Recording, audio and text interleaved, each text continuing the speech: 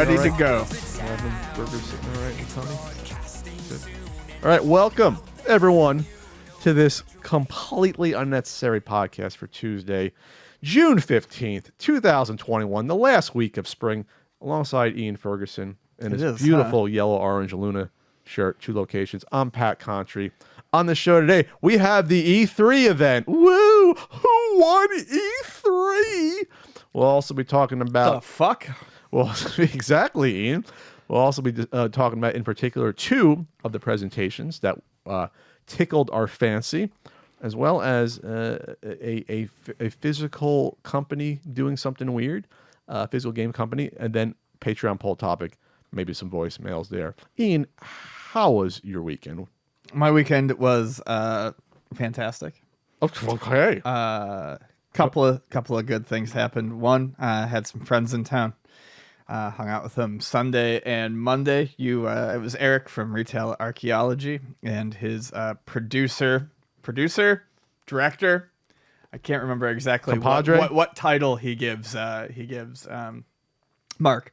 But yeah, that was a lot of fun. Went to Seaport Village yesterday afternoon and really enjoyed it. I haven't been to Seaport Village in ages. Did you do any shopping or just looked at the water? Bought some hot sauce. Okay, they have a hot sauce place? Yeah, there's a hot sauce place there that I like. Whoops. What are you doing? Sorry, the audio. So you shouldn't be watching something while I'm talking, Patrick. I'm prepping something, Ian. I'm a prepper. So anyways, yeah, got a bunch of good hot sauces. Went to the candy store, got some candy.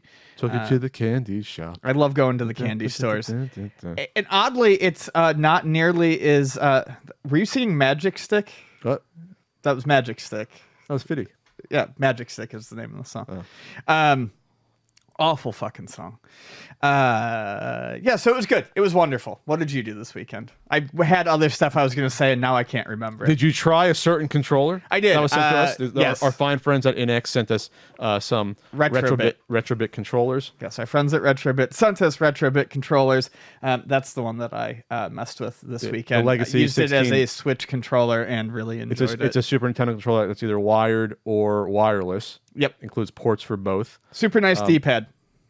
Yeah. Not really creaky. Nice. Very nice. These are for pre-order. They come out in June and July. And then I'm definitely going to try. They have the Tribute 64 wireless N64 controller, which is a throwback to the old the Hori controllers, which are hard to get a hold of. They had the wired one out before, I believe, but this is the wireless one. So yeah, check them out if you get a chance there. Also, real quick, because I delayed it from this week, and there's also a promo. So video game years. First off, Volume 4 is out right now at ultimatenintendo.com. We'll get to the other plugs later. Look at that. You want one, Ian? You deserve one, Ian.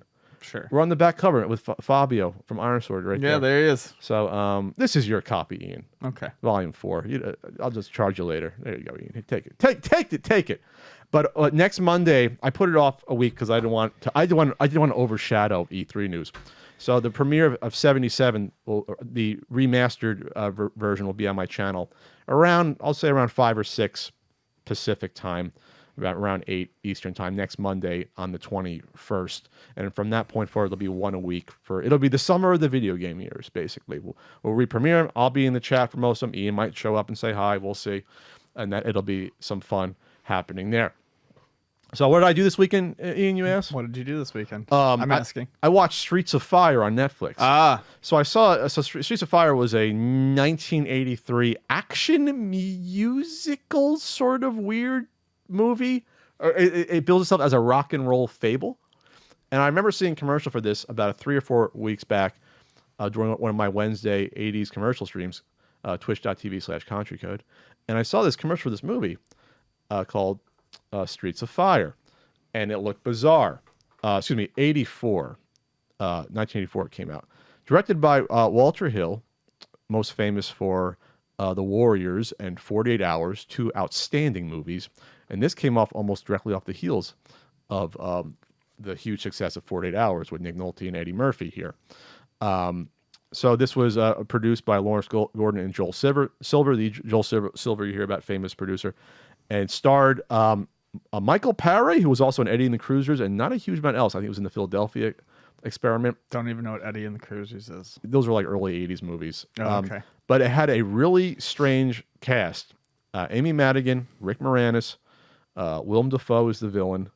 Bill Paxton has a small memorable role because he's awesome in everything. Yes. And then you have 18-year-old, almost unrecognizable because she's so young, Diane Lane in it. So it's like, this movie is insane.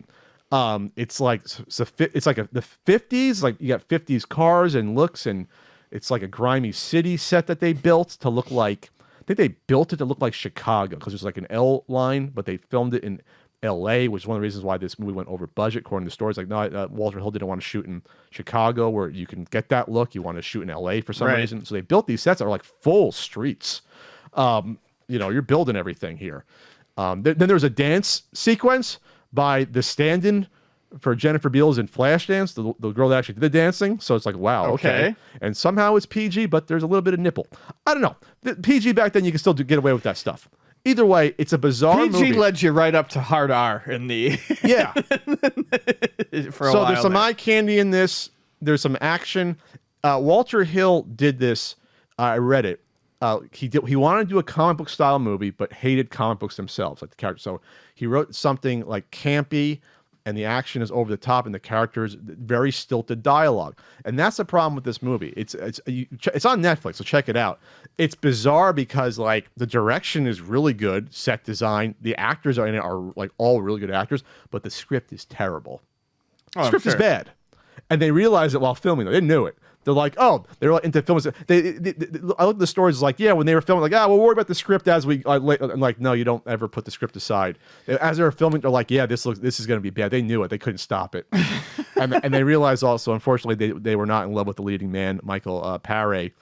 Supposedly they tried to get Tom Cruise and a couple other people that were unavailable, and he did a good job, but like he didn't have like the full charisma you needed for this role, and they wanted to make this like you needed a full flavor charisma to pull this bad script up from the fucking gutter, and they planned it to be a trilogy originally. They were doing like Indiana Jones type. They were going to do like multiple movies with this guy, and it just didn't work out. Unfortunately, it wasn't the right fit. But he wasn't bad at it. But like you needed someone like a full movie star power to make this memorable. So why do I bring this all up? I had no idea. It's one of those, today I learned that this was the inspiration for one of Ian's favorite games, one of my favorite games, Final Fight. I had no clue. I always knew that. But I've never seen the movie. I know more about it being the inspiration than I do the actual movie. It has the gritty scenes of like the towns. There's a subway scene on the subway. Mm-hmm. More importantly, the main character looks just like Cody, and his name is Tom Cody in the movie. So it's like, yes, that's okay. And he's an expert with a knife. Like, so it's like, yeah, they just took it. They just took it wholesale. And Diane Lane's character, she's a singer, gets kidnapped by the evil gang called the Bombers, and she's wearing a red dress. So it's like they weren't even pretending. Nice. So it's like, it's so weird that I guess like in Japanese culture, they latch on to these things that were failures here, that like, oh, this is cool, we love this, and we're going to make like a game kind of off of this. And from there, there's not a huge amount of similarities after that, but the character even has the same part in the hair. He looks just like him. Look up Michael Parry, and he looks just like Cody. I mean, he looks just like him. And there's also there's a cop character. He's not corrupt though, but his name is Eddie. So they even took that for that boss, where it's Ed.E or whatever. So they even took that. So yeah, there was a lot there that was similar. He doesn't pal around with a ninja named Guy though. There's no guy that looks like Mike Hager, but like it's Cody, it's him. So like it's interesting that I wonder if Streets of Rage took some inspiration as well, but that by then you already had the beat 'em up genre being fully established. But maybe right, maybe. Also, it wasn't called that. It wasn't Streets of Rage in Japan. It was Bare Knuckle. Okay, so I was saying Streets of Fire, Street of Rage, but yeah, the whole movie is fascinating. That I looking into the backstory of it, and plus the music's actually pretty good. There's a banger in the intro. Basically, there's like music videos throughout that are a part of the movie, so it's not really a musical. It's like there's a stage show in the beginning and the end. There's a stage show in the middle. They work in, and there's so like that's how they work into the soundtrack. But so that's why it's like called a rock and roll fable. So yeah, check it out. It's on Netflix while you still can watch it there. The budget was $14.5 million. They went way over budget and only grossed $8 million. So wow. Huge failure. And that's 1984 money. So you have to double it at least. Yeah. So yeah, check it out. It even has a couple of Deborah Van Valkenburgs in it, who also worked with Walter Hill on the Warriors. She was the girl that palled around with them. So that's why I like Walter Hill. He always has his minor character actors show up. He rehires them, and he did the same thing in 48 Hours. There's I think I told about 48 Hours. There's 4 Warriors actors in 48 Hours that show up even for small parts. A couple of them. It's there you go. Yeah, you treat him well, Walter Hill. What is he doing nowadays, Walter Hill? Now I'm super curious. I'm fascinated by this guy now, having the balls to do this movie. So yeah, check it out. It's the inspiration for Final Fight, but there's not it's not a beat 'em up movie though. But there is there's fight scenes in it, a couple of fight scenes.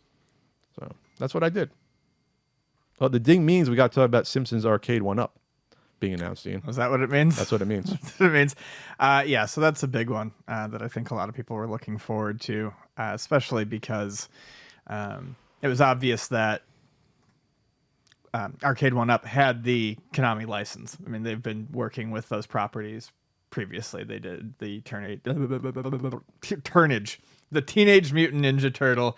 How does that fit on the marquee? And that's a long name. What? They did the Teenage Mutant Ninja Turtles cabinet, so I think a lot of people were secretly hoping that we would get the Simpsons arcade one. As people have corrected us over in the past, it was briefly available, I think, on the 360 and maybe the PS3s. Whenever I say it didn't come out, I mean at the time. No, I know that too. Because I can bring up the shitty, they try to do I think there's the rare DOS version. That's not what I mean.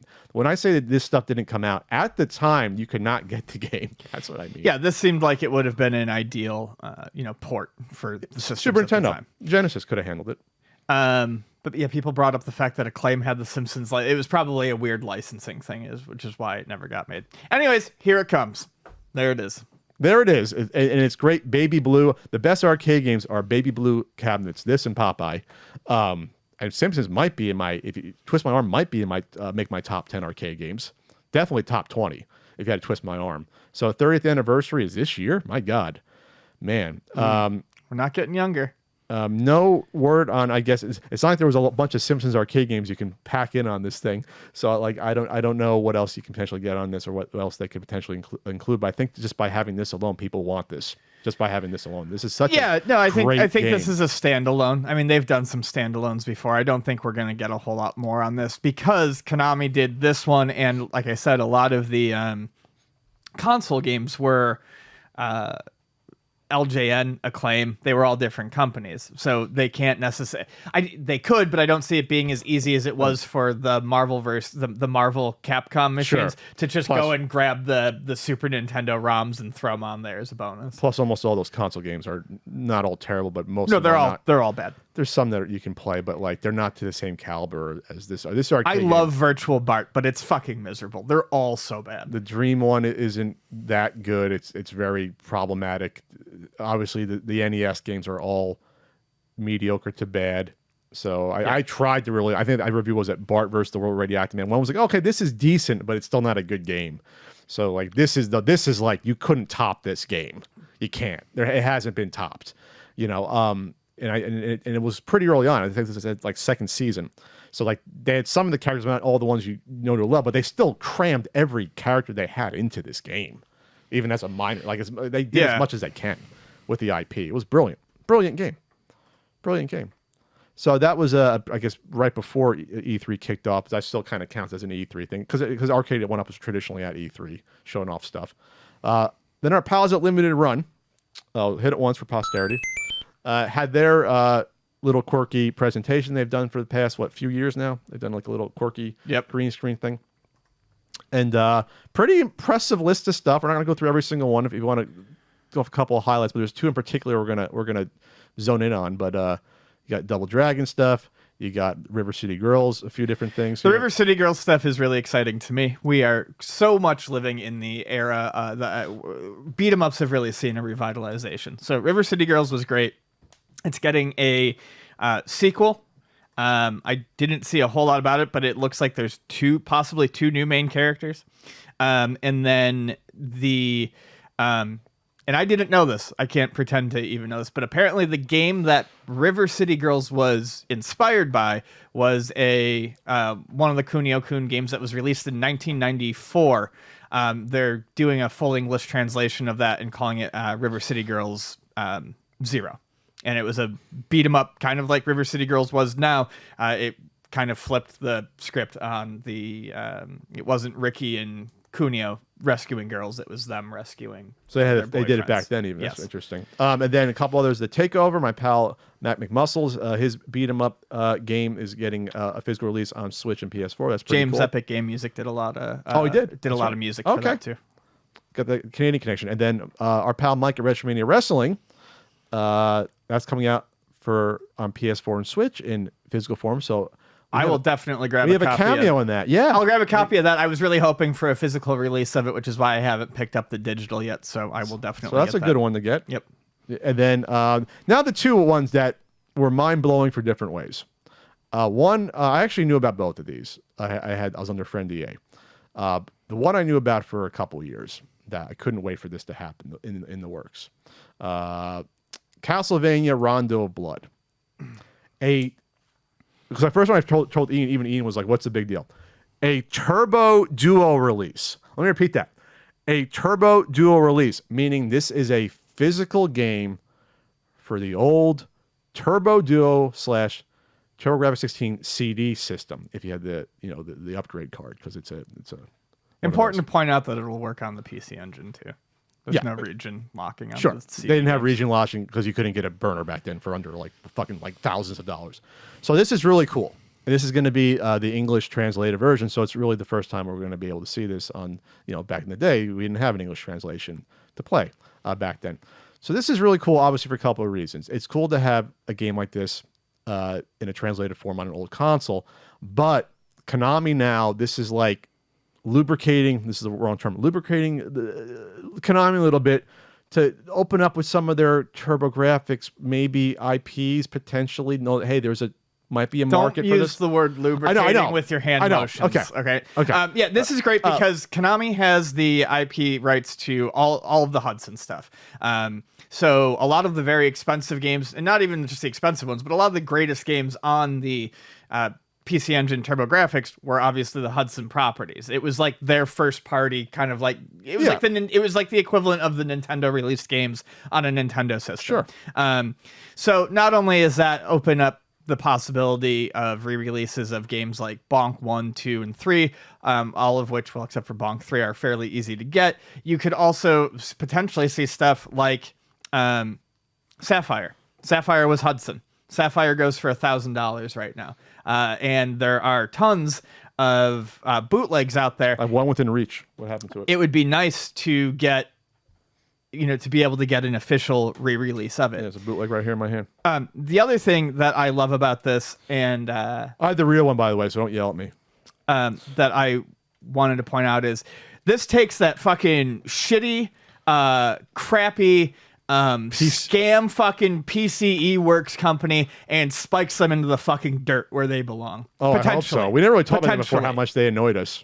I fucking can't stand them. Bullshit. Just bullshit artists. Because they... Oh, we put like $10 of fancy craft paper and shit in this, so we're going to charge you $80 for games we have no rights to. Yeah. Eat shit. They try to come off like they are... Not saying they do it on purpose, but they try to skirt the line. Oh, this is kind of official because of the quality. It's not. I don't think they try to do that at all. I think they just try to hide the fact that it's bootleg by covering it in fancy arts and crafts nonsense. They hide it. We'll give you a fucking foil printed box. Sure. It's dog shit. So I'm really happy to see this. And they say for the love of it on their site, fuck off. Yeah. Obviously they don't have access to all these rights, and I'm just positing and guessing here. But if they're doing one Konami re-release, there's always the potential that they could do more. And Konami's got the IPs for a lot of the most popular PC Engine and Turbografx stuff. But getting official re-released, potentially Turbografx / PC Engine games is very exciting for someone like me. And that's because I love the console, because you're resurrecting interest more. We saw it with the Mini, the Turbografx Mini, was that already like a year and a half ago? Like we're a little over a year ago. We're trying to resurrect interest in this console more and more, and this is the first steps. It's a good on limited run for getting Konami agree to do this. Now you go out and buy it to make sure that it's like, okay, there's a market. I think this will sell though. And obviously most people that are going to buy this aren't going to play it or potentially won't. They're just going to collect it. They're Castlevania fans or game collectors. That's fine. And I'm both. I already have the Japanese version. I've had it for a while, but I'll get this version. Get the translated version. I will support the shit out of this. I will open it. I will play it. It's not going to just take up space on my shelf. There you go. So that's great news there. And then we have a re-release of a 3DO title, an esoteric title that our pal James brought to light in popularity in an AVGN video. Plumbers Don't Wear Ties is getting released, I guess digitally as well. It's going to come out on PS4, PS5, Switch, and a PC re-release.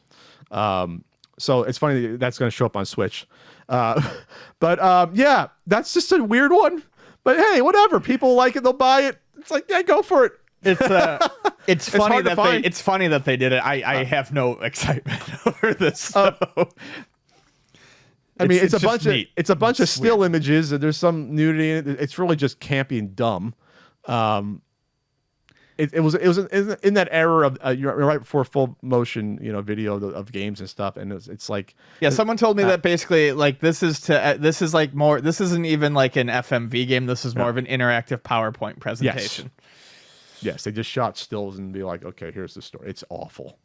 Oh, I'm sure it's awful. And it's like, you don't even buy for the titillation, because I understand it's not like it's filled with nudity. It's like a choose your own adventure, just like weird fucking story that they like probably thought of and did like in a weekend. That's how bad it is. You know what I mean? Like that's what it is. Yeah, we can do it and come out on the fucking 3DO for it. So yeah. I'm looking at one on eBay, a free control pad with the purchase of this game. You mail away and get a control pad to wear. Plumbers Don't Wear Ties on there. So there you go. Really bizarre. There's memes about it now. So yeah, it's not something that you should miss in your lifetime. Just like UltimateNintendo.com, you don't want to miss that. You can get the not for resale Blu-ray, the brand new Volume 4 Video Game Years that I gave Ian. Throw it up, Ian. There you go. It's not even on screen. There you go. Volume 4 DVD on my site. You got T-shirts. You got RBI baseball stickers. You got certain Super Nintendo and NES guidebooks. Don't mock that DVD. That's not a sponsorship. That's a review copy. You got to do a YouTube video now. I was in it. I'm not doing shit for it. And of course, I'm on Twitch every Wednesday night. Twitch.tv/Country Code and Cameo.com/PatCountry. I got to do a birthday thing later today or tomorrow for someone. So that's what's happening, Ian. But E3 is fully upon us. We're gonna talk about upon us. It's over. Well, it's still going on. I think day 3. Did Nintendo just close it out? Yeah, they've got like, I don't know, 2 hours of fucking bullshit. So okay, we're gonna run through E3 minus Nintendo. That'll be a separate topic, and as well as one other standout with their 10-minute presentation. So they started with Ubisoft. When did it start? Friday or Saturday? I watched some of this. I missed the Rainbow Six Extraction stuff, but that's the next Rainbow Six game. I always liked the Rainbow Six series, even though I haven't played it in forever. So my coworker was watching this as it was going down on Friday, and I think she said that there was like aliens. Oh yeah, co-op action horror spinoff of the popular Siege game. So Rainbow Six with monsters. That actually sounds very interesting. That could be interesting. Because the thing about Rainbow Six I always like, it's one of the only shooters that's somewhat realistic. You get shot in the head once, you're dead. You get shot in the chest a couple times, you're dead. So that could be interesting, where you have to be tactical and be careful, and I'm kind of down for that. Why not? Because everything's done zombies and monsters the past years. All the Call of Duty shit and Black Ops and everything. So okay, why not? It's okay. So I'm looking at the footage of that right now. Looks like it's in San Francisco. It takes place, and then they still have the Tom Clancy name in front of it. I just think it's funny. Rest in peace, Tom Clancy. They still got his name in front of all the games. So there was that. Anything else for Ubisoft? You got the Rabbids, Mario plus Rabbids sequel. I saw that. That looked amusing. I had no experience with the original. The first game is fantastic. It's essentially XCOM Lite with Mario and Rabbids. It's extremely funny. It's a great game that a lot of people still refuse to play because, I don't know, they're dumb. Play it. It's great. And then they had an Avatar game, and I did watch the trailer of that. And people looked excited in the chat for for a movie that's now 12 years old. I think people really years, kind 10 of years old, 11 years old sometimes for these things. Who the fuck is actually excited about an Avatar game? It was the biggest movie of all time. I mean, like, yeah, that no one talks about anymore because it wasn't good. It was fine, Ian. Everyone saw it. It was a new. They're coming out with 3 sequels. They're finally making them now. I don't know. It's like I don't know how you make the movie that far in between, but you know, and everyone's coming back. From what I hear. My understanding was that it did well because it was the right movie at the right time 3D. For the brief 3D craze. Yeah, for the 3D thing that they tried to push for like 2 years, and I was like, at the time, I was like, this is going to fail again. But I saw it in 3D. I saw it with Frank. You know, I never saw it. My grandmother liked it. See, and that's why it's a successful. If Grandma Ferguson likes it, it's a good movie. Everyone's going to see it. There you go. And then you got Xbox plus Bethesda because now they are joined together in a huge deal. Starfield joined at the butts. I think Starfield looks kind of interesting. They didn't show a ton about it, but I like space stuff. It'll be what I hope Star Citizen was going to be. Probably. I didn't see a lot of comparisons to Star Citizen, but I mean, it'll be a good big space game. I hope. Yeah, that's what it's going to be. It's going to be a big space game where you can do whatever the fuck you want. That's my dream game always. I liked how the design of it, the sci-fi looked. I don't want to say like classic sci-fi, like it wasn't Outer Worlds, but it wasn't. I enjoyed the look of it. It takes place in it's our reality, right? It's not like another galaxy. I believe it's our reality. Yes. Okay, so that's closer to like Elite, basically. Yeah. You know, it's not like a privateer. They think of their own races and lion people, whatever the fuck they are. Kilrathi. See, I know my stuff. Is it Kilrathi? I think it's Kilrathi. They also showed some Halo Infinite stuff, which I don't know. I've talked about it a bunch on here before. I feel like I need to go play. I really need to go give the Halo games another try. I know a lot of people didn't seem particularly excited about the Halo Infinite reveal stuff last year. I don't know if people are more excited about it now. I don't really have a whole lot to say about that, but that's obviously a bigger one. Starfield says it's 25 years in the making, by the way. Which is interesting. It's not 25 years in the making. I was reading it says that on the trailer. Yeah, it was. I was reading it. It's literally. I think it's like Bethesda's 25 years old. That's a brand new universe. 25 years in the making. It's not actually 25 years in the making.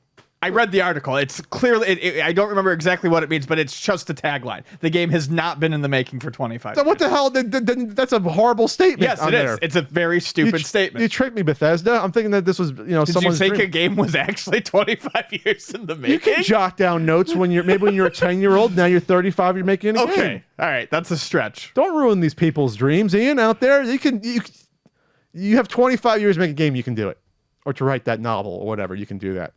And then there's a Chernobyl game, which I know nothing about, and I don't care.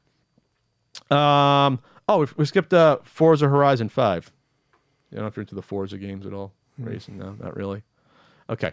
Square Enix showed off the Guardians of the Galaxy game, single-player game, where you got the squad. And I guess it's a Marvel game. And I love these Marvel games because they have to change the characters so much not to look like the actors. Like they did with the other Marvel Avengers games. It's extremely jarring. It makes them all look like dollar store replacements. Yes. So like Peter Quill looks nothing like Chris. What the hell's his last name? And then Gamora. They look more like the comics. Like Drax looks more like the comics Drax because he's actually green. And then Gamora looks like probably more like the comics one. But even Groot, they had to change a little bit, and Rocket, they changed just enough. But it's a raccoon. It looks like a raccoon. I just think it's funny. I have no interest in games like that, though. But yeah, some people are complaining about, why is it only single player? You only can play Peter. It's like, well, it's a story-driven game, probably. So you're right. That they write for one guy, it's easier. I don't know. But I'm surprised it's coming out now, though, in between movies. That's kind of weird timing for it, because that movie's not coming out till like another 2 years. They still have to film it. Because it got pushed back, and then with the pandemic and everything, and then they fired the director. Now he's back, so it's like, yeah, it's going to be. I suppose it's going to be the last time we see Batista. Unfortunately, he's like, I've been doing it for like 10 years almost. Time to go. I'm getting older. Yeah. Good old Batista. By the way, we got to watch that Zack Snyder movie with him in it. We got to watch that at some point. I'll get to it. We got to do that. And then Capcom, Monster Hunter. You're that guy. And Resident Evil Village. That's basically what they showed for the most part. Yeah, I heard Capcom's showing was a little lackluster. I can go over the Monster Hunter Stories 2. I was going to cover that during Nintendo. Monster Hunter Stories 2 looks great. I don't know that I will immediately go out and get it simply because my recent track record with playing RPGs for longer than 10 to 15 hours is not great. But if you've ever liked Monster Hunter but didn't want to get into the the action online grinding game that is the standard, Monster Hunter Stories 2 is more of a traditional JRPG with turn-based battles, but it brings in all of the crafting and all of the monsters and all those familiar things from the mainline series. It's adorable looking. It looks really pretty for a Switch game. Switch games can look good, but I'm just saying it looked better than I would have expected it to look. I would like to get to it at some point. I don't know when I will. But people seem to be excited about it. Monster Hunter is always popular. Okay, and then a couple other little tidbits before we get into the main meat and potatoes of what we like, or in terms of what you are, our faithful audience likes, as well as me. Back 4 Blood, which is kind of... I first heard of Left 4 Dead, Back 4 Blood. It seems like it's the same developers that did that. That's why. It's not Valve, but it's the same people. Yeah. Okay, so that's cool, though. At least... they're like, okay, we want to do what we want to do. It's sort of an unofficial sequel, but yeah, I'm all about that. Where you have, 4 people fighting off zombies. So that's pretty cool. It's like squad based with different things each person does. I like stuff like that. I like the collaborative stuff. Diablo 2 Resurrected. Oh, very excited about that. Me and our friend Tom are very, very pumped for that one. I will definitely be playing that come September. The beta launches in August, and it looks great. It looks like Diablo 2 with a fresh coat of paint, and I think that's exactly what people want out of it. They don't really want any changes to the gameplay. Square Enix had some announcements. Honestly, nothing looked particularly great to me. They announced Stranger in Paradise. What the fuck is it called? Final Fantasy Origin Stranger of Paradise. Stranger of Paradise. It looks really, really basic. I know that the main character wants to kill Chaos. That's what everyone has talked about. It just came across as very bro-y, very basic, very generic dude running around in a t-shirt. Nothing particularly special there. They have spiky hair? They also announced another... They're redoing Final Fantasy 1 through 6, what they're calling pixel remasters. But I was looking at some comparisons of the sprites, and they still don't look as nice as just the Super Nintendo sprites. I don't know why they don't just use the Super Nintendo sprites for the Super Nintendo games and redo the original sprites in that style. They did new sprites that look better than those iOS and Steam re-releases of 5, 6, and Chrono Trigger that they put out that we talked about. The sprites just looked miserable, but they still don't look particularly great. I think we're skipping some of the stuff from Microsoft because now I'm looking at it. Now I remember some other stuff they announced. By the way, go back. Almost all these games obviously are going to be exclusive to either Game Pass or the Xbox console, which is really Game Pass or both. That's huge news, obviously, for some of these big games like Starfield. Because when they first said, "Oh yeah, these Bethesda games will be on their systems," no, they're too big. They pay too much money for these studios. They're not. Sony is not going to get these games, but they're just not. So a couple of them I think we missed out on maybe. I don't know. I still think a lot of it's going to be timed. Ooh, I don't think so. I think Game Pass is going to take over, which we'll talk about in a second. Stalker 2. Oh, Age of Empires 4 is coming to Xbox Game Pass. So they talked about a lot of the Game Pass stuff that's coming. The new Age of Empires was interesting. Flight Simulator is going to be on Game Pass in July. There you go. Tons of people played that during the pandemic. Hades, Game of the Year, one of the games of the year, right? That's coming to Game Pass. That's right. We got a Psychonauts 2 launch date. That's right. I remember they announced that last year originally, I think. And then a bunch of other stuff. Elder Scrolls Online. There's a lot of stuff now, obviously. Far Cry 6. I think I saw the trailer for that. That looks interesting. At least the story does. You don't really see gameplay in these trailers. There's a lot of stuff going on. So real quick about Game Pass. So this news sort of dropped right before E3 about what Game Pass is coming to. We have to just touch upon this because this is solidifying Game Pass as like going to be the future like Netflix of gaming. It's going to be what Google Stadia thought it could be potentially, but they didn't have the games, frankly, and they didn't have the infrastructure that Microsoft does. So the big the big difference is Game Pass lets you download the games. It's not just streaming. Well, that's just two. Not two. Plus, that's a huge factor in it that can't. Plus, you have a console attached to it that you can play them on as well. That's so you have the horsepower to do that. So, I mean, if it's streaming, it's no different than what Stadia is doing. It's still being played somewhere else. Sure, but you're in the infrastructure. You're in the ecosystem. Okay. So you gotta be contrarian. I'm trying to just transition, Ian. Anyway, so the big news is that it's also going to be coming to iPhone. So that's really fucking interesting, man.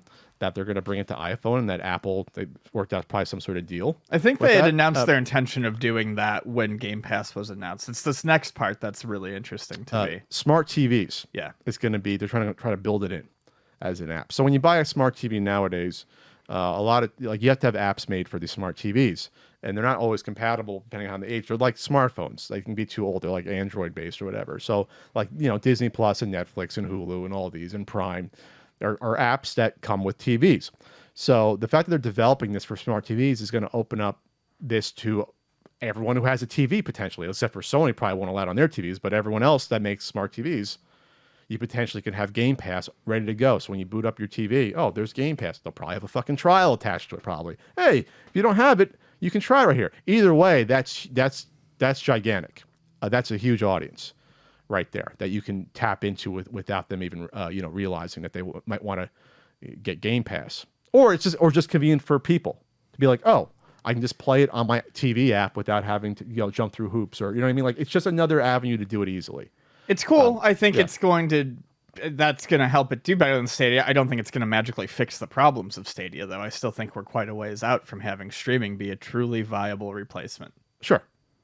But Microsoft, they got the games. They got it long term. So yeah, the thing that'll be interesting to see is if Game Pass ends up being less of a rotating showcase. I mean, I think it really needs to be able to do that before it really takes off. Putting a game up on launch and having it up for 2 months is great, but, not everyone's going to want to get to the game right away. And that is the thing that they do with Game Pass. Games get put up and taken off of Game Pass pretty frequently.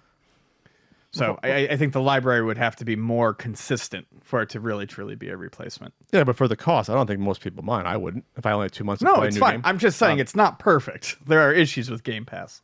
Well, otherwise they got to charge you probably $40 a month, which no one would do. If it was going to be available forever, they got to pay the people making the damn games. They can't give it. You can't give the store away. That old expression, right?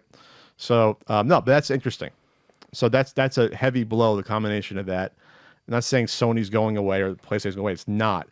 But they're really now going to be entrenched with a lot more people potentially. Microsoft with their basically transitioning to basically being a software company the past 3 years or so, saying software was what matters, hardware not as much, and it's starting to pay off.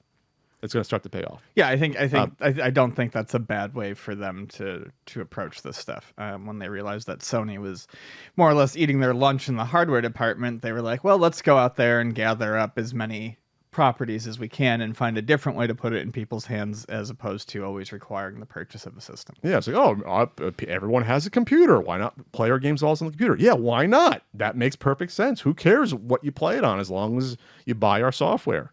Why not? Why not Microsoft? Microsoft being reasonable for a change there. All right, anything else before we get into the big boy of E3 in our minds? I think in most people's minds, even skeptics in Nintendo, people who aren't fans of Nintendo realize that Nintendo had there was a good chance going into today with the dearth of the lack of real announcements from the past couple days that Nintendo was potentially going to come out of this looking the best. And I think they did, despite the fact that they didn't announce a lot of things that people were expecting. And we're going to transition now to that next topic for you on YouTube.